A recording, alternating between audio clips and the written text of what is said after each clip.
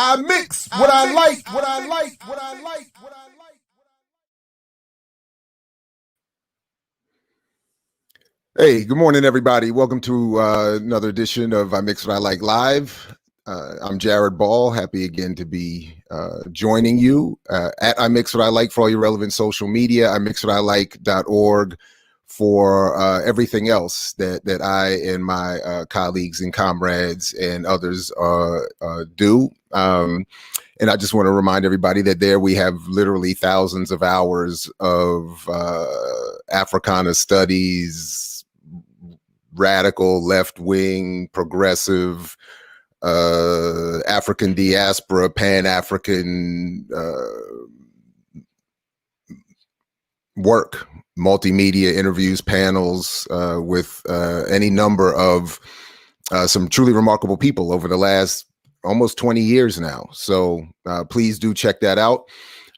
Please do put any comments or questions in the chat. And after I go through this relatively short presentation, if there are any that are still here and want to chat it up a little bit, I can stick around for a little while and chop it up. Please do share all of this, as we encourage people to do. And is done, retweet, like, subscribe, particularly at imixwhatilike.org. I mean, I appreciate the YouTube subscriptions and all of that, but I would also really encourage people to subscribe at imixwhatilike.org, where not only do I and we have greater control over the content, but there's so much more than these, live streams and videos there as well. So, okay. Before I get, have a lot of interesting things coming up here, by the way, over the next few days. We have, let me just make sure I have the calendar right. We have Dr. Joseph Cooper coming on Monday morning to talk about Black men, race, racism, white supremacy in sports. I've been put on recently to some of his work, and he's a colleague of Dr. Keto Swan, our dear brother. So we're going to chop it up with him. That's going to be Monday morning. Tuesday evening, we're going to be joined by veteran journalist and all around, powerful sister, Tandisizwe Chimaranga. And then later in the week on Thursday, Dr. Keto Swan himself is going to join us to talk about his new book, which I am still working through right now, and is fantastic. So we're going to be dealing with this in depth. Pan-Africanism, Black Power, African diaspora, all kinds of good stuff. So please stay tuned. Okay, so let's go through a couple of things, because it doesn't happen often, but every once in a while, and as I've talked about in my book, The Myth and Propaganda of Black Buying Power, every once in a while I get invited to join the discussion as it takes place in mainstream or commercial media or the commercial press. And as it happened, a piece dropped yesterday, while we were, albeit quite busy over here, talking to Dhoruba bin Wahad and Lawrence Grand Prix of Leaders of a Beautiful Struggle. So please go get those videos, check those out if you missed them, paying tribute to Fred Hampton and Mark Clark and Black Power and Liberation, and Lawrence Grand Prix really breaking down this movement to defund the police. Please go check that out and share those if you haven't done so already, or just go ahead and do it again. But yeah, the story dropped in the Wall Street Journal yesterday that included reference to me, for which I had been interviewed, and I want to talk a little bit about it. I used to do this via a blog for like 10 years, just showing how this might happen every once in a while, as I kept track of buying power as it was discussed. But now that we have this live stream capability and a chance to actually chop it up with people live, at least a little bit, figure why not do it this way. So as the interview went, of course the journalists, when anyone's my name or anyone else comes across their desk, they reach out, we set up an interview, they call, we talk. Usually, as is the case when this happens, the call is at least an hour. I want to say this one probably, I think it went even a little longer if I'm not mistaken, but usually about an hour, 45 minutes, hour, sometimes, as much as 2 hours. Knowing obviously that not all of that can go into piece. I'm not the subject of the piece. It's not a story about me. It's not a story about my work. It's a story, often is the case, either about buying power or black business or buy black or bank black or something. And I'm just a small piece of the story. So on the one hand, which is cool and that's fine, but in addition to several other things, it leads to really a continuance of this struggle to get through the mythology of buying power. So as we do this, I want to say from the beginning again, the sister that was the lead or who contacted me on the story. This is not personal. This is not a critique, and even necessarily of her or her work. In fact, I had looked into some of her work and found it to be pretty good, even within the context of the Wall Street Journal, which admittedly is a very conservative and right-wing publication, particularly relative to my own politics. But I will say, even from the beginning, that again, this isn't personal critique of her or her work. And I would even say, as we'll look at, relatively speaking, this is probably the best commercial media or commercial press inclusion of me relative to this issue. As it happens, earlier, a couple months ago, the LA Times did a story about the broader controversy around biographies of Malcolm X, which included reference to the book I had the pleasure of co-editing with Dr. Todd Stephen Burrows, A Lie of Reinvention, Correcting Manny Marable's Malcolm X. And that journalist, in that case, I think did the best job in terms of mainstream commercial media of including us in the discussion, when often that is not the case, or it's only done to take a shot at us in some way without directly dealing with the content of our actual work, which is something we'll talk about another time as it relates to Malcolm. But anyways, just so happens that for me at least, not often included in these stories, these two instances, these last couple of months were the best that's actually occurred. But again, the Wall Street Journal is a Rupert Murdoch News Corp product. He bought it specifically to have a voice, I believe in 2007, 6, somewhere around there, to have more of a voice and an influence in mainstream economic and political discussion. And if I'm not mistaken, well, it's been a while since I looked at this, but at least for a while, he was even operating it at a loss. And the point that we used to make then was that this is the point, that these media pieces are not necessarily to make money. They are to give voice to certain politics and ideas in the quote unquote marketplace of ideas. He may indeed be making a profit at this point with the Wall Street Journal, but and then in general, and I was even looking at it again, it is considered a center-right newspaper. It is one that targets the economic elite of the country and the world. It's not meant for necessarily mainstream consumption in the way that the New York Times or the Washington Post is, or at least traditionally was considered. And it is often still considered today to be fair in its reporting, and it almost sometimes excessively right-wing in its opinion pages. And that, even I was looking at fair.org, Fairness and Accuracy in Reporting, a lot of the criticism it seems to be still in the opinion pages, more in the, anyway, again, for me, it's all, mainstream elite state, media. So I can only expect so much, but all of it to say, I still think it's important to look at this and to have it help us, I think, as it does, understand why it's so difficult to penetrate the consciousness, the political consciousness of many in our circles. Now, again, as I said, the Wall Street Journal doesn't target Black audiences. It doesn't even target mainstream white audiences. However, it does influence conversations that take place in spaces that do. People who want to have a certain level of expertise in their spaces refer to the Wall Street Journal. So it does have influence beyond even its immediate target audience. But even then, it's just instructive for what happens when this issue comes up in these spaces. And since it doesn't often come up in Black commercial spaces, for reasons we can come back and talk about if anyone is interested. Anyway, this is one of the few opportunities to actually look at it in the commercial space. So. What I did, because the Wall Street Journal is behind a paywall, this article is behind a paywall. One of the benefits of being a member of faculty at the university is access. So I went and got a copy, and we'll just go through some of it here.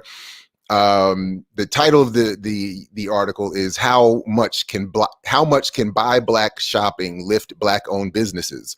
Oprah joins efforts to promote such entrepreneurs, but economists cite limits in addressing economic inequality through shopping. It has a couple of authors named to it, Scott Charity and the sister that had contacted me, Amara Omiokwe, if I'm pronouncing that correctly. And again, I said, she and I had a very friendly and extended conversation. She gave me a chance to really lay out my argument. I did the best I could to give it in a way that would allow her to incorporate it in this story, knowing that the whole thing couldn't be. But commercial, what I think is commercial press and commercial and ideological limitations put on the commercial presses really make it, for anyone, I think it would make it impossible to really have to lay it out in full here. And in part, I should say, as we'll come back to, the issue also includes what would require a journalist in this position to engage in what is really a debate. It's never occurred. It's not likely to occur, but it's a wildly opposing views on the issue of buying power that would require a whole separate set of either articles or at least an entire focus of one, which is not the purpose of these articles in the first place. So, we won't read the whole thing, but if anything is unclear about how I present this, just let me know. And even if people who see this later after the live stream, if there's anything unclear about how I presented this, just hit me up in a comment or wherever else, and I'll try to clarify it. But it just simply starts, some Americans looking to send a message with their holiday shopping dollars are heeding a call that has resurged in popularity since the summer by Black. Companies including Facebook Inc. and celebrities such as rapper and entrepreneur Sean Diddy Combs are urging shoppers to spend at Black-owned businesses. Oprah Winfrey's powerful favorite things list, which has earned a reputation for boosting the sales of featured products, included mostly Black-owned or Black-led brands for the first time this year. Actually, that's an important point to catch. Black-owned and Black-led are not the same thing. You can have a Black spokesperson attached. You can have Black front people, but that does not necessarily connote or should suggest ownership.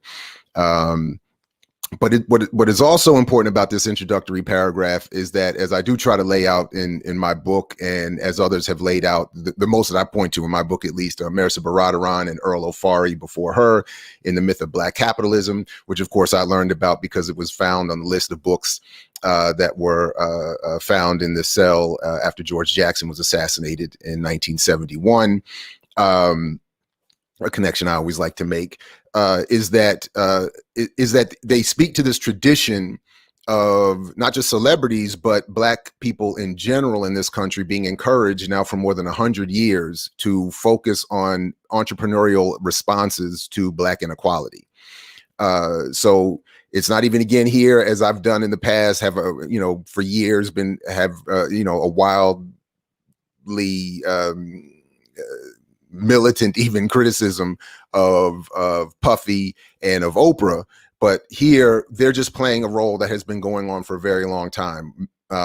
Even well-meaning people, even nominally progressive people, which these two are not, would have thinking that they're doing something righteous, and in some ways it is, are suggesting that Black people just support Black businesses as a response to Black inequality.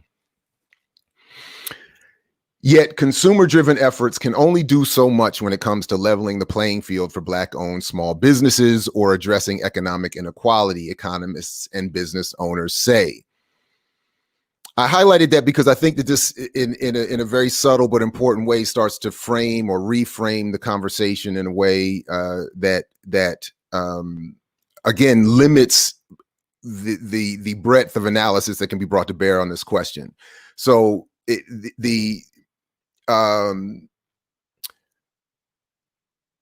one, it suggests that leveling the playing field is possible, which certainly I am not arguing.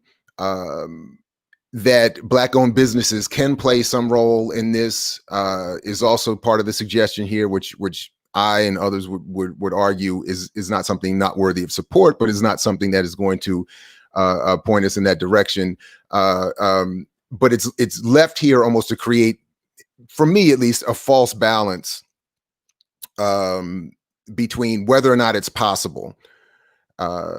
That is, it might be possible, it might not, when I think objective data and history, as to the extent possible, shows that it isn't possible. So it shouldn't, in other words, it shouldn't get equal balance or consideration here.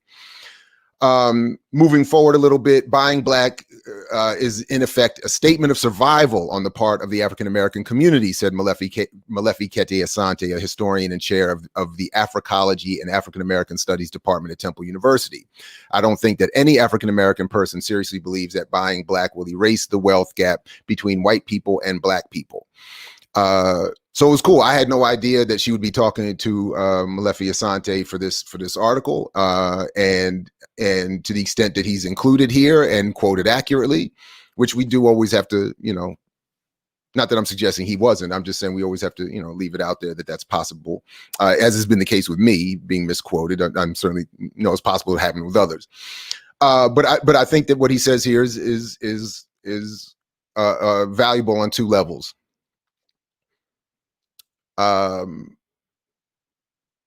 kind of why I'm saying this is probably the best article I've seen in the commercial press that can address this issue. One, it mentions, I think, for whatever my disagreements may have been, or anyway, Dr. John Henrik Clarke was not the biggest fan of Molefi Asante. I was, a big supporter and researcher of Dr. John Henrik Clarke. And I recognize that there are a lot of debates and differences within the African-centered community, and that Molefi Asante is at the center and has been at the center of a lot of that discussion for a long time. I will just say for this moment that his contribution here, I think, is of value because he makes the point of survival programs, not in the way that I think the Black Panther Party meant them, but I think that he makes the point importantly that this is how, and I agree with this, that we should see the support of Black businesses. It isn't to say that we shouldn't, but we should only see it consciously, not even in some abstract way, as a method of survival and a temporary holdover to we can develop something better. And then I also think, though I don't know if I can agree with this, I'm hopeful that he would be correct that I don't think that any African-American person seriously believes that buying Black will erase the wealth gap, because I unfortunately, while I think he is hopefully correct and means well, I think he is actually factually incorrect, and that overwhelmingly we have been convinced that buying Black can significantly reduce the wealth gap, in part because this article notwithstanding, almost every discussion of buying power leaves unchecked the suggestion that is possibility. So it's part of what I'm arguing in my book, in general argument, that it's the regurgitated propaganda that creates that notion. So I would disagree with that, but I think it's a valuable point to be brought up. Here's another one. Data from Yelp Inc. show that searches containing the words Black owned have declined each month since spiking in June, although such searches remain above 2019 levels, said a spokeswoman for the Business Review's website. Searches for Black owned firms on Google show a similar trend line, according to Google Trends. I think this was predictable to the extent that this is accurate. I think it's predictable that whatever uptick Black-owned businesses would have gotten after the killing of George Floyd and the protests in the street, and the sort of liberal soft groundswell of let's buy Black as a way of saving ourselves, or for white people of saving Black people without having to actually do anything certainly radical or redistributive in public policy or anything. It's just we can support Black businesses and everybody can get cool points, and it's a safe, easy thing to do.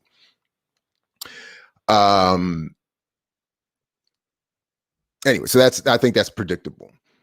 Skipping ahead just a little bit, and this is sort of where my sympathy grows strongest for journalists working in these fields, working in these spaces, especially when they come into contact with me into this argument, because it would necessitate again that they engage this indirect or unofficial or never happening, or maybe just in my mind one-sided debate, since Mr. Humphreys never responded to me, and I've never been invited to be engaged discussion with him.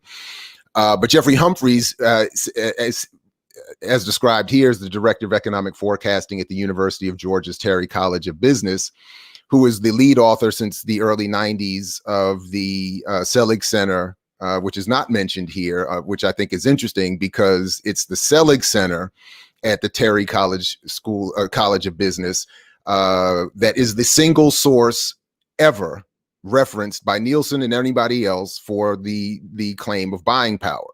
And Jeffrey Humphreys has, as far as I've been able to tell, been pretty much the single, if not lead, single author of these reports going back to 94, 95, when the late, great Dr. Amos Wilson, from me at least, and many of us, introduced the report through Blueprint for Black Power. But the Selig Center is not mentioned here by name, which I think is interesting, given that again, it is that center that is the single source. So anyway, but as he says here, buy Black campaigns could have a broad impact on the economy if they gain traction both within and outside the Black community, because consumer spending is a key driver of economic growth. Now, this is really important.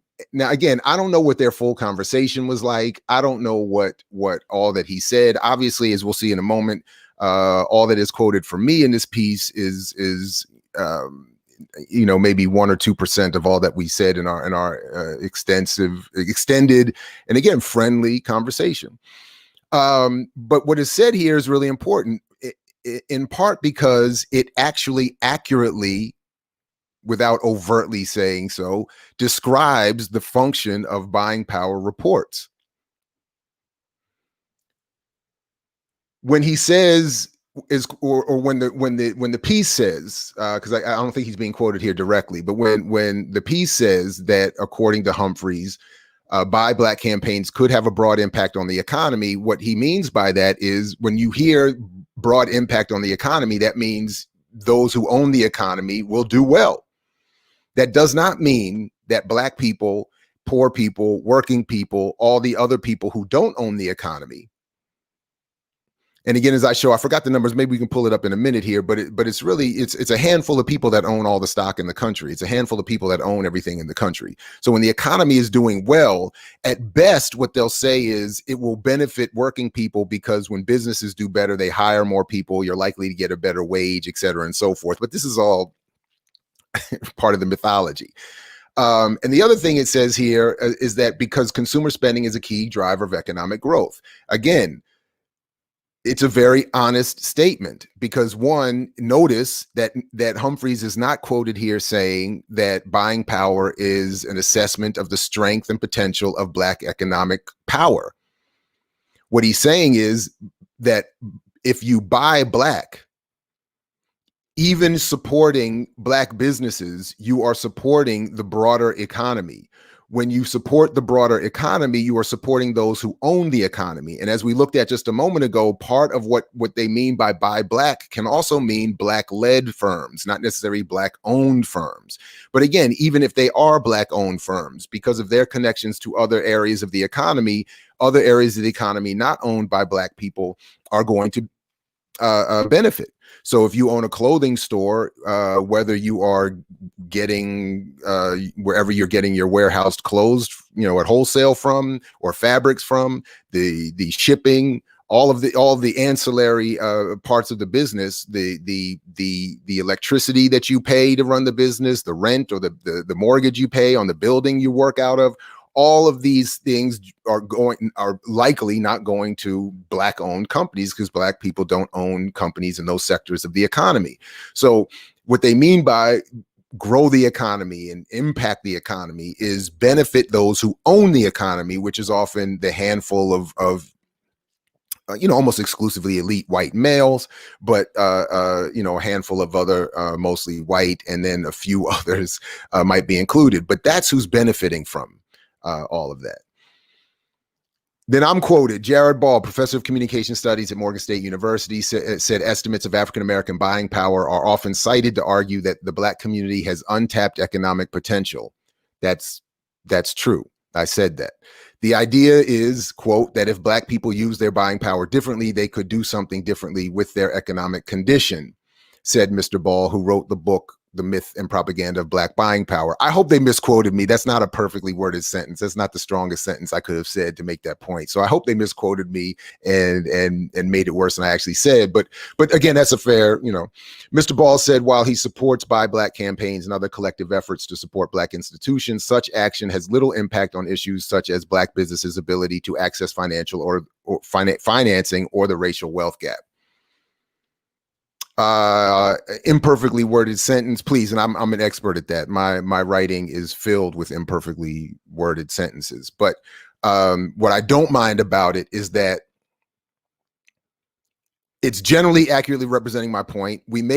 I did emphasize with her, and I'm glad she included, that I am not opposed to supporting black institutions or buy black efforts. Which is often a critique I get from people who misunderstand or actually don't read or pay attention to my argument. What I'm saying is that all I'm saying is that it will not, as I think could be worded better here, it's not going to fix the racial wealth gap because, well, one, because the gap is something that is a sort of a fraudulently developed phrase, because the gap is not something that can ever be closed. In a capitalist economy, you have to have poor to have rich. So the idea of it closing, unless we're just saying slightly closing or slightly, something like that, but the idea that we're ever going to reach parity is impossible. And that's something we can come back and talk about separately. But anyway, so I'm glad that this was included in this way. One thing that I didn't like that they did here in this next paragraph is it says, although the median wealth of black households has grown at a faster pace than white households in recent years, the net worth of white families is still nearly 8 times that of black families, according to Federal Reserve data. One, according to that data, so first of all, the numbers aren't there in the piece, so the real impact of it is reduced. At roughly, and I'm happy to be checked on this, and it does change, according to Federal Reserve data and mainstream data, it's roughly 170,000 in net wealth in white households and 17,000 in black households, which is how they get to 8 to 10 times difference in the gap. But in reality, and this comes from Diedrich Muhammad, with whom I'm working, and with some others on a paper that's going to come out next month. But he has helped me to understand a little bit better that a more accurate assessment, where you more better assess the potential for something people own to be an asset. When you make a more accurate look at it, the black median household net wealth is about $3,600. So in other words, the Federal Reserve and others will use things, as he's been telling me. So again, I'm not an economist, so we'll and hopefully when he recovers quickly from this procedure that he let us all know about the other day, speedy recovery, brother, he's going to come and we'll talk more about this on, I think, on a podcast he's going to do, but on how he breaks down these numbers. But the point is that even if these numbers are accurate, which I'm saying they're really not, the numbers not being actually displayed in the piece weaken the impact of this difference. So when they say the median wealth of Black households has grown at a faster pace than white households, there's a suggestion that there's an improvement occurring here. But in reality, we're talking about something that's insignificant and ultimately doesn't even here reduce the difference to more than 8 times. And what I'm saying, as Diedrich has laid out, and we'll talk about again separately another time, the real net wealth condition of Black people is even worse. So then she comes back, or they come back and say, quoting me, all of this messaging around buying power and Black capitalism and entrepreneurship is ultimately a distraction from the reality that it's public policy that needs to be dealt with and addressed, Mr. Ball said. Again, I'm very glad that this was included. As I do talk about in my book a little bit, if the story that references me is even left on the website, which is not the case, as I talk about with some in the Black press, unfortunately. The stories don't include references to the specific phrase of Black capitalism very often, particularly my critique of it, and this point about public policy. So it's not elaborated upon, it's not explained, but at least, again, we're talking relatively speaking here, it's in there. And I think that is, again, why I'm saying this is probably the best mainstream press inclusion of the concept of buying power.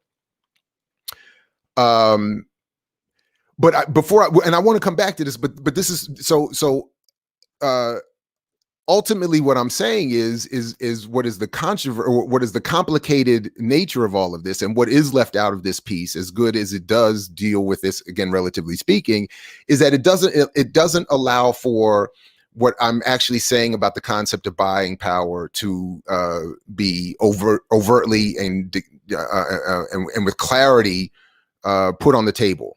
So Humphreys and the Selig Center are still left out there to talk about what buying power can do to the economy, which still leaves this misunderstanding of and allows for the mythology to sort of not only persist, but to latch on, because people will still, when they read improve the economy, will still fall into the mythology, often as is often the case, of believing that if the economy is doing better, we'll all do better. That whole classic, Malcolm X type thing. If we sick, if you sick, we sick. Our house is on fire. No, that's not really how it works. And then ultimately, you can't. They can't go into what I would argue needs to be gone into in these spaces, because the extending conversations and trails of logic or go in directions that are not sustainable for a Wall Street Journal article or a mainstream press article. That is, if I'm saying buying power isn't, first of all, real, if the methodology behind the concept is flawed, if I'm saying that it's an advertising and marketing concept meant to attract ad revenue from white corporations primarily to the press in general, but the Black or owned or Black led press, and it's used to dissuade Black communities from engaging radically political organization. Those aren't discussions that can, if it is a critique of the press, if it's a critique of propaganda in U.S. media, that's just not sustainable unless it's to disparage the claim. So the fact that I'm included without being disparaged suggests that the authors here did the best that could possibly be done. Okay, just a couple other points here, and then I'll check the chat for questions, and we can chop it up a minute if folks like. Matthew Goings, owner of Puzzle Huddle, said he was grateful to be included on Oprah's list and is currently receiving more than 100 orders a day for puzzles. This is actually the cover art, which is actually pretty nice if you get to see it, of a brother who owns this puzzle company. but this is the point I'm getting at. I should have even highlighted it here further. That is, he's currently receiving more than 100 orders a day for puzzles, a logistical challenge since he runs his fulfillment operation out of his home in Washington, D.C. This is a point I do raise at least briefly in my book, and something I've talked about as much as possible that is often misunderstood about buying power and where we are in relationship to this economy.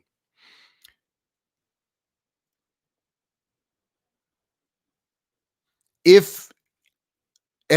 are often encouraged to believe that if we would be more financially literate and responsible, and in this case, spend our money with our own community, we would be able to boost our own communities, boost our businesses, who would then in turn be able to boost the rest of us and become a self-sufficient, autonomous Black community. Okay. That's often how at least how the myth goes. But as we're seeing here, this is something I've been trying to raise for years.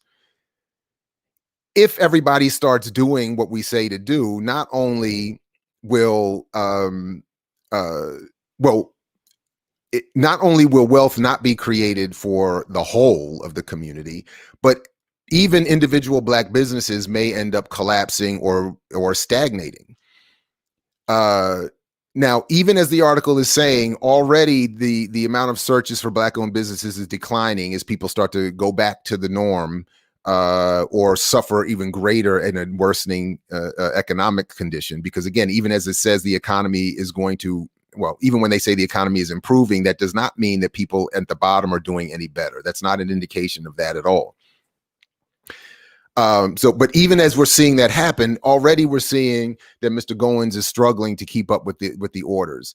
What would generally have to happen is, and I'm happy to be checked on this as well, but what generally would have to happen is if his business was to sustain and grow with this increase and to capture that increase and make it permanent and magnify that increase, he would have to invest more in his company, which normally would mean he would have to have an investor or investors to do that, or have access to capital from a financial lending institution, which, as this work I've been happy to play a small part in helping contribute to, that will be coming out next month, The Condition and History of Black Businesses.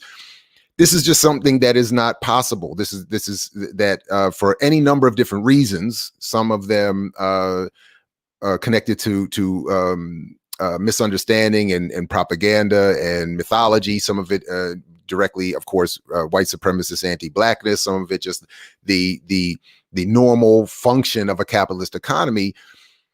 There isn't the level of financial investment possible that would allow Mr. Goins to quickly scale up to satisfy not only these orders, but to more promote and expand, to capture and increase even more. Then, of course, beyond that is that even were he able to do that, even if Puzzle Huddle were able to do that and capture more of the puzzle game market, what would that ultimately mean? It would mean that his business would do better. It would mean that he would become a successful entrepreneur. But the idea that this is something that would have a tangible impact on the community as a whole, or that is something that could be replicated enough to have a significant impact on the community as a whole, is part of the mythology that this article and most articles of its kind can't actually appropriately deal with. So he said he is working hard to turn those shoppers into loyal customers. That task is tougher because some people are buying through Amazon Inc., which is sponsored by Miss Winfrey's List. So this is another part of the problem that specifically that I don't address in my book, but I think is important. And why, by the way, brother Chris Smalls, the former Amazon employee leading many of the strikes and actions challenging Amazon, is we're endeavoring to set up a live talk here as well. And he joined us. People can check that out at imixwhatilike.org. He did join one of my classes, and the audio from that is up at the website, and it's fascinating. Several of my students are Amazon employees, so it was good to have him come and talk to them this semester. Their participation is not on the record, but his audio responses are, and it's revealing, and in part because of what he talks about and what we could talk further about in terms of what Amazon actually does to smaller businesses.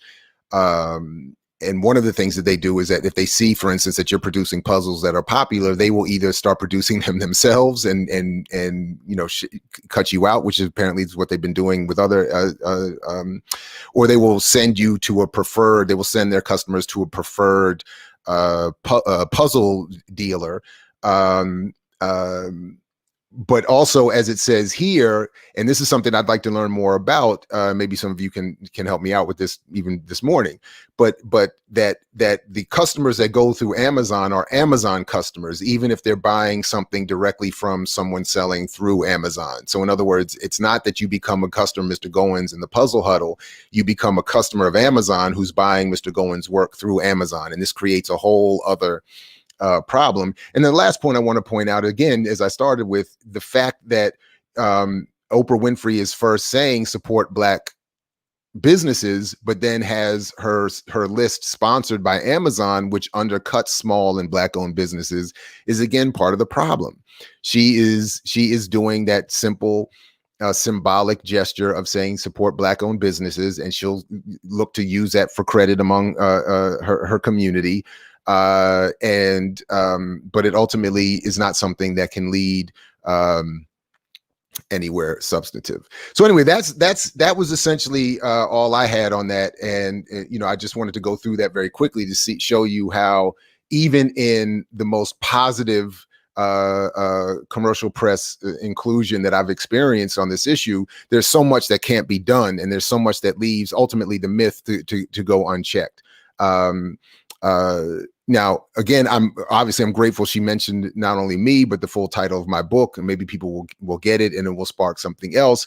But I think that's largely wishful thinking, given the mass of the regurgitated. Oh, by the way, speaking of regurgitation, I did want to show one other thing to make the point that is in my book. That I would like to just quickly share real quick about this revolving door media piece that I think is relevant. Just a short paragraph here. In what she describes, let's see, I think you should be able to see it. But in what she describes as a plague of news sources and modes of circulation, Nancy Cott has appropriately summarized the evolution of our current media environment as being developed largely over just the last roughly 25 years and in two phases. Phase one, the initial 1990s commercial capture of our national cable networks by Fox, MSNBC, CNBC, and Bloomberg. And then the second phase of the new millennium internet and social media rise of Google, Facebook, and Twitter. Most relevant here is that what Cott concludes we are left with is a kind of personalized, tailored view of the world provided for each of us in ways we have been constructed to accept. So yeah, it was just that one quote I wanted to share to sort of finally contextualize what I'm saying is happening even here with this Wall Street Journal piece. The conventionally held ideas of all of these concepts with a little bit of an interruptive inclusion from me is what dominates the frame and the approach to these concepts. So okay, anyway, again, I appreciate those of you who joined. Again, there was no real notice for this. I appreciate all of that. My man Big Rose, thank you very much for checking this out. My main man, 50 grand, going way back. Go Congos and Frostburg State. What you talking about, Oprah? What took her so long? Honestly, I don't know. Yeah, black led like Ciroc, black led like those Magic Johnson things used to be, black led like those Jay-Z ventures with Tidal or with the Nets. And even I would argue with Def Jam. My man, again, Godfather, Mr. Porter, as soon as you're ready, I'm definitely trying to host you for one of these, or let people know when you're starting your own. There's a video I watched a while ago about Amazon shady practices. Yeah, please do drop the comments. They are absolutely shady. And let's see. Plus, we're talking about disposable income, which Black people have less. Most of our income goes to bills, essentials, rent, food. Yeah, actually, I mean, this is part of the mythology about buying power. I'm glad you brought this up, Johanna. This is part of how now the claim is that buying power is this accounting of disposable income, but as as I try to describe in the book, when you look at the Selig Center report, it's not that's not really how they're concluding. They're drawing their conclusions. Really, ultimately, what they're doing is they're saying what Black people earn is what Black people have to spend in the economy, all told. It's more akin to Black income total that they're saying is buying power, but there's no real method behind it. So to your point, some years ago, I don't have this in front, and I didn't put this in the book, but some years ago, I remember there was a study that said that poor people in general spend anywhere from 70 to 90% of their income just on rent, just on their housing. So the idea that there's and I know that in some that I do have in the book, it has that number for Black people somewhere around, I believe 40. It was something like it was something like it's in the book, where something like 30% of Black people have to spend well over 40% of their income just on housing. So it's slightly less drastic than the previous number, but it still shows that so much of what Black people are spending goes to the immediate necessities. And then that's part, when you include cars in there, this is part of the way wealth is misunderstood, because some economists will actually count the car as an asset, for instance, because it can help you get to and from your job.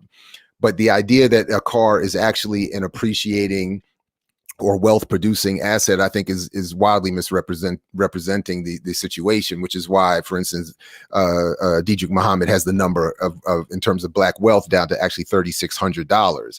But when you look at student loan debt, when you look at credit card debt, the average household having at least, if not person, at least $6,000 in credit card debt. When you look at all of that, the idea that there's this, and then, by the way, the buying power that is counted as power is often what is spent using credit cards. So, anyway, it's all meant to misrepresent the situation for sure. Yeah, can't have disposable income with your essentials or eating away at that. Exactly. So again, this is why I'm saying the Selig Center, which was interesting, not named in this article, but is by name at least, is that single source from Jeffrey Humphreys, and it does argue that this disposable income is amounting to something that doesn't actually exist. So, all right, so listen, everybody, I appreciate you checking this out. Again, please do like, share, comment, critique, subscribe, do all of those things. We'll be back not too long from now. And in fact, speaking of Johanna's, I'm also in touch and endeavoring to set something up soon with Dr. Johanna Fernandez to talk about all of her incredible longstanding work in service of political prisoners and Mumia Abu-Jamal in particular. So please do stay tuned to imixwhatilike.org and for all that's coming up. That said, as Fred Hampton used to say, to you, we say peace if you're willing to fight for it. Thanks everybody for checking this out. I hope in some way that this has helped, and I'll catch you all as soon as possible. Take care, everybody. Peace.